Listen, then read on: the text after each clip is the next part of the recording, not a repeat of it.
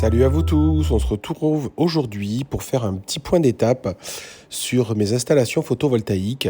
Et donc rien de plus simple que d'aller voir directement sur Enedis le rapport, je dirais, qui vous propose tout simplement d'analyse de votre consommation.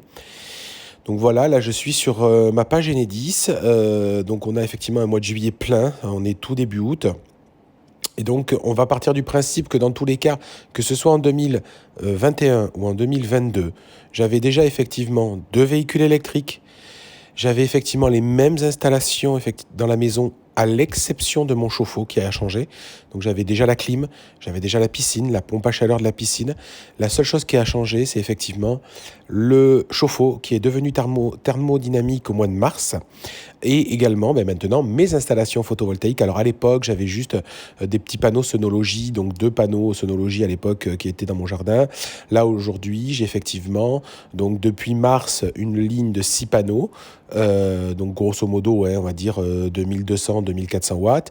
Et donc j'ai rajouté effectivement depuis mi-juin, donc c'est uniquement depuis mi-juin, 6 autres panneaux. Donc on a effectivement également environ 2400 watts. Et j'ai un 3e panneau Sonology, le tout dernier, le Sonology Play. Voilà pour vous donner des idées. Ce que je voulais vous montrer, c'est que en investissant un petit peu, que ce soit en photovoltaïque ou peut-être même sur un chauffe-eau thermodynamique, on voit que la consommation va pouvoir quand même évoluer. L'idée, c'est de regarder ces 4 derniers mois, je dirais, on va partir à partir de mars.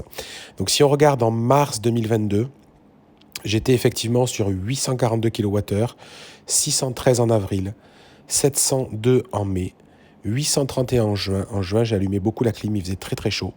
Et en juillet, 573. Donc depuis juillet, j'ai ma 2e ligne de panneaux qui est posée pleinement parce qu'elle est arrivée aux alentours du... je dis mi-juin, mais je crois même que c'était fin juin. Donc voilà les chiffres. Si on compare effectivement à l'année dernière, donc sur cette même période, on voit que la valeur la plus basse, c'est juillet, 573. La valeur la plus haute, c'est dans les 830, 40.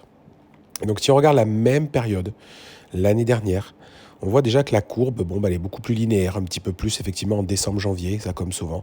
Sauf qu'en mars, j'étais à 1500, 1200 en avril, 1149 en mai, 1446 en juin et 1250 en juillet. Si on fait une moyenne de tout ça, j'ai plus de 50% de gains sur cette période qui est plutôt estivale. Donc je reprécise, nous sommes dans une période estivale, c'est-à-dire mars, avril, mai, juin. Pour rappel, j'habite aux alentours de Bordeaux. Alors c'est pas à Bordeaux même, mais c'est sur la même ligne à peu près. Donc je suis dans le sud-ouest de la France. Mais on est quand même sur un gain d'environ même plus de 50%. Voilà. Donc, il n'y a pas eu de différence de consommation. Au niveau des véhicules électriques, c'est pareil. Je roule autant qu'avant, pas plus, pas moins. Enfin, il n'y a pas de changement là-dessus. Mais on voit que je ne pouvais jamais descendre en dessous de 1000. Finalement, si on prend toute l'année dernière, alors je ne vous parle pas de janvier où j'étais à 1914, 1700. Voilà ma conso. Cette consommation-là, aujourd'hui, moi, ça me coûte environ 250 € par mois. Alors que maintenant, quand on prend depuis que j'ai installé donc en mars les panneaux, donc je suis à 842, je vous remontre 613, 702, 831, 573 en juillet. Donc je rappelle que ma 2e ligne de panneaux est arrivée en juillet.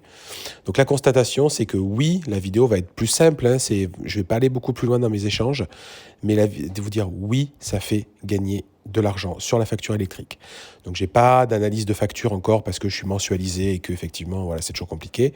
On voit qu'effectivement cet hiver j'étais également dans des chiffres à 1002, 1004. Donc ce qui serait intéressant maintenant, c'est de guetter l'hiver à venir avec mes 2 lignes de panneaux, voir s'il y a quand même capacité aussi à faire baisser un petit peu en hiver.